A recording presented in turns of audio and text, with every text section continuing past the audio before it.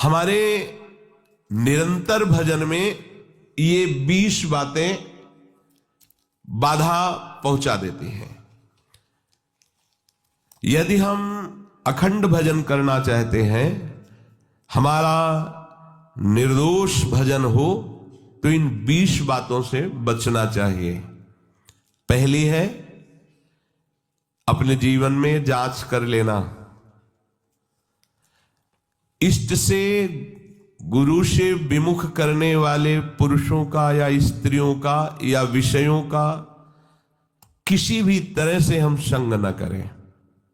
पहली बात, आराध्य देव गुरुदेव के वचनों में अविश्वास पैदा कर दे, हमारी भक्ति को बाधित कर दे, चाहे वो स्त्री शरीर हो, चाहे वो पुरुष शरीर हो, चाहे वो कोई विषय ही क्यों ना हो, हमें उससे संपर्क नहीं रखना। भगवद विमुख करने वाले पुरुषों का संग नहीं करना, पहला लक्षण है। अगर वो कोई है हमारे जीवन में, तो हमारा भजन बाधित हो जाएगा। हमें संग नहीं करना, समझना है, हमें संग नहीं करना। मान लो भगवत मार्ग में विरक्त हैं, तो पर जो गृहस्थ है भजन करके भगवत प्राप्ति चाहता है, परिवार में अलग अलग उद्देश्य वाले, अलग अलग भाव वाले हैं, भिन्न भिन्न मति, अलग अलग मति वाले हैं। अब वो कैसे भजन करे? अपने को संपर्क नहीं रखना, अपने को जो कर्तव्य पालन करना वो करना, लेकिन हमको उनकी बात नहीं सुननी, उनका संग नहीं करना, उनका चिंतन नहीं करना। अगर इतनी चतुराई नहीं तो फिर भजन बाधित हो जाएगा। जासे होए स्नेह राम पद एतो मतो हमारो, जिससे प्रभु के चरणों में प्रेम हो, ये सबसे बड़ा मत है। गोस्वामी तुलसीदास जी कह रहे हैं, हमारे आराध्य देव गुरुदेव इनमें अश्रद्धा पैदा करवा दे। आराध्य देव का नाम, आराध्य देव की लीला, आराध्य देव का गुण महिमा धाम जो गुरुदेव से प्राप्त हुआ है, उसमें हमारी अरुचि करवा दे। इससे बड़ा शत्रु और कौन हो सकता है? क्योंकि लौकिक शत्रु तो हमारे देह को नष्ट कर देगा, लेकिन ये शत्रु तो हमारे आराध्य देव के संबंध को ही नष्ट कर रहा है, ये तो हमारे परमार्थ को ही नष्ट कर रहा है।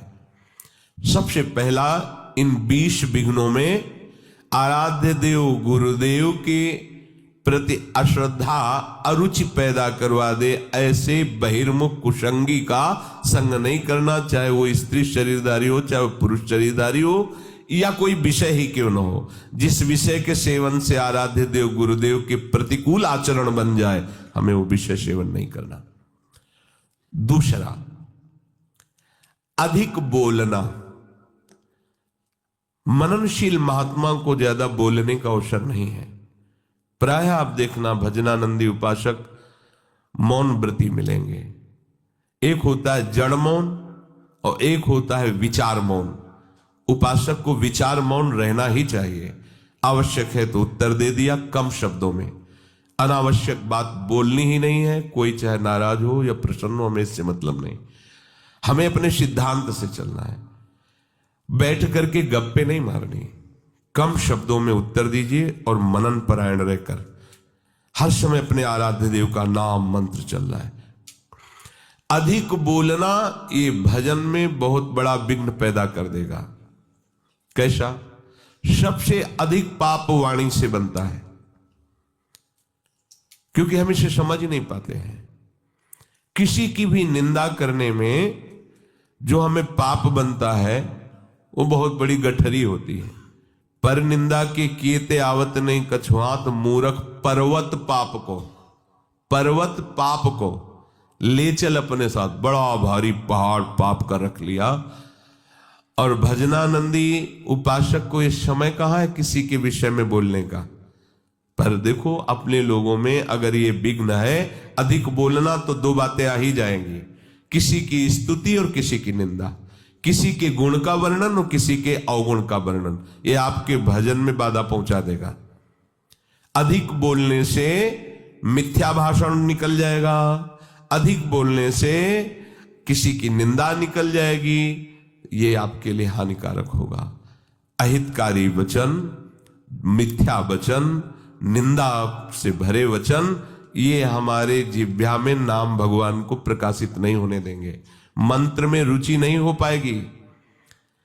अधिक बोलना। तीसरा है नवीन नवीन भोगों को भोगने की इच्छा रखना। आज ऐसे भोजन बनाया जाए, आज ऐसे किया जाए, आज ऐसे किए, किसी भी इंद्रियजन्य भोग को नवीन नवीन प्रक्रिया से भोगने की इच्छा रखना, ये भजन के लिए बहुत हानिकारक है। शरीर के प्राण पोषण के लिए ही हमें केवल अन्न जल आदि का आवश्यक ग्रहण करना होगा, जिससे हमारा शरीर भजन मार्ग में सहायता दे। बस अगर इसी जन्म में भगवत प्राप्ति करना है तो आपको चारों तरफ से अपने आप को घेरना होगा। अगर हमारी इंद्रियां, हमारा मन विषय सेवन में ही बना रहा तो भगवदानंद किससे हम अनुभव करेंगे? कैसे हम भगवत चिंतन में तन्मय होंगे? बिना तन्मयता के आराध्य देव की अनुभूति नहीं होती। चौथा, अधिक सोना।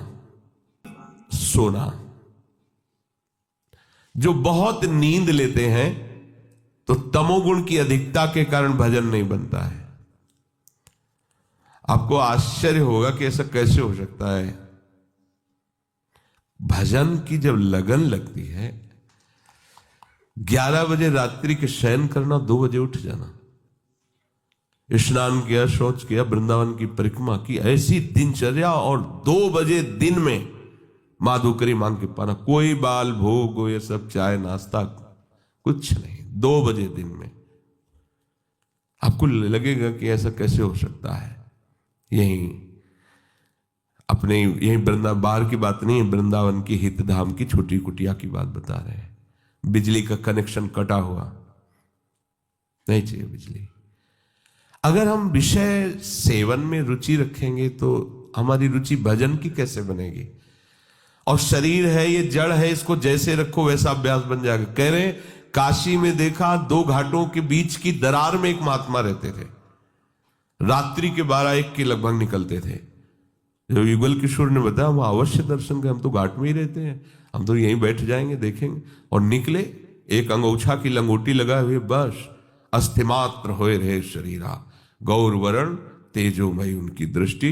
गए, गंगा जी का स्नान किया, जब साष्टांग दंडवत करके, ये हमारा मतलब एक स्वभाव था कि कुछ भी ऐसा तो उससे बात करना, उनसे कि स्थिति कहाँ है, कैसी इनकी धरा है।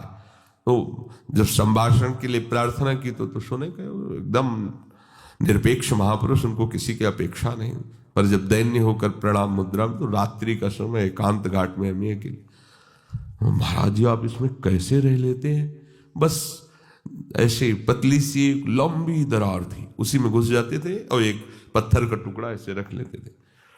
वो कैसे आप रहते हैं? तो मतलब घाट में तो वैसे ही गर्मी पड़ती है, उनका अभ्यास से ऐसे अंदर रहते हैं। रात्रि में निकलते तो भोजन का, रात्रि में तो भोजन भी नहीं मिलता, तो उनका मारवाड़ी क्षेत्र में सब लोग प्रसाद पाके बाहर बड़े बड़े ड्रम रखे होते हैं, वो तो सुबह ड्रम फेंके जाते हैं, उनमें जो बचा हुआ जूठन है वो बटोर लेते हैं, आके पा लेते हैं, शौच स्नान करके फिर अंदर 24 घंटे में। ये भी भगवत प्राप्ति का स्वरूप है। कैसे अपने अभ्यास योग युक्त है ना, ये जन्म अभ्यास के लिए मिला है। चित्रकूट में रामलीला हो रही थी, नवीन अवस्था थी 16-18 के बीच की स्वामी जी की।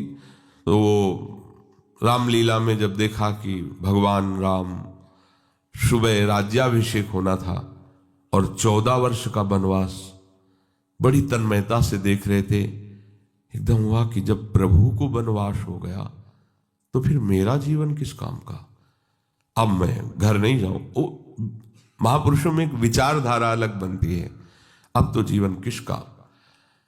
भाग पड़े वहां से रामलीला से, गंगा के किनारा पकड़ा, वो समय काटते हुए ऐसे आगे बढ़ रहे तो स्वामी शंकरानंद जी महाराज बड़े अवधूत स्थिति को प्राप्त महापुरुष थे। अशनी आश्रम, जब गंगा किनारे भ्रमण कर रहे तब जब उनके पास आए तो उन्होंने दृष्टि से देख लिया कि इनकी बहुत ऊंची अवस्था जागृत होने वाली है अध्यात्म की। तो उनका बेटा कैसे तुम्हारा तो ये जो वेश है और ये अवस्था है तो पढ़ने की है, ऐसे कैसे? तो उन्होंने बताया स्वामी जी मैं रामलीला देखकर भगवान का वनवास मैं सहन नहीं कर पाया, अब मैं निश्चय करता हूं कि आजीवन वनवास करूंगा। तो इस निश्चय का स्वरूप क्या होगा? उनका घोर वैराग्य से जीवन व्यतीत करना। तो उनका फिर संन्यास मार्ग ले लो, कहाँ दे दीजिए। नवीन अवस्था में गंगा जी में संन्यास दिया गया।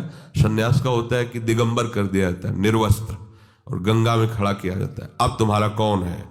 तो गंगा को साक्षी करके बोलता है कोई नहीं, नारायण के सिवा मेरा कोई नहीं।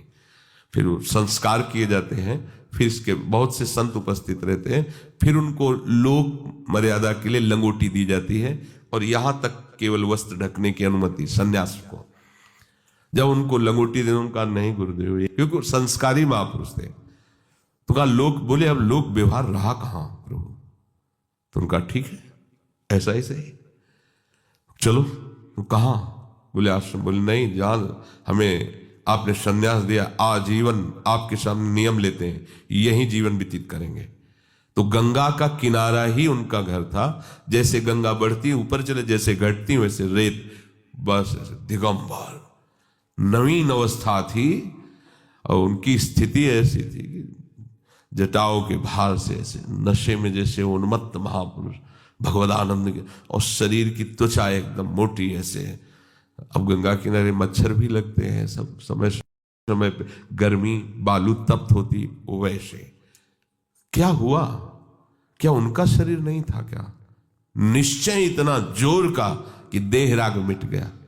तो क्या आप में वो भागवतिक शक्ति नहीं है क्या? पर हम ये कह रहे हैं कि आप आकांक्षा क्यों करो कि हम कोई पहनने को मिले, खाने को मिले, ऐसी रहने की आकांक्षा करो, भगवत तत्व की ज्ञान की आकांक्षा करो, भगवत प्रेम की आकांक्षा करो, प्रियालाल के रूप रसास्वादन की, उनके श्री चरण सेवा की। ये आकांक्षा का विषय है, ये आकांक्षा का विषय थोड़ी है कि हम ये पहन लें, हम ये खा लें, हम ऐसी परिस्थिति में रहें, हमारी ऐसी हाई फाई व्यवस्था हो। हमारी मांग नहीं होनी चाहिए। हम स्वामी के आश्रित है, जैसा वो चाहे वैसा करें, जिसमें वो राजी उसमें हम राजी हैं। तो अधिक नींद लेने का यह स्वभाव उपासक को छोड़ना पड़ेगा। बिल्कुल ना सोना और बहुत सोना, आगे के श्लोक में भगवान मना करते हैं, दोनों को योग सिद्ध नहीं होता। बिल्कुल ना पाना और बहुत पाना, दोनों को योग सिद्ध नहीं होता।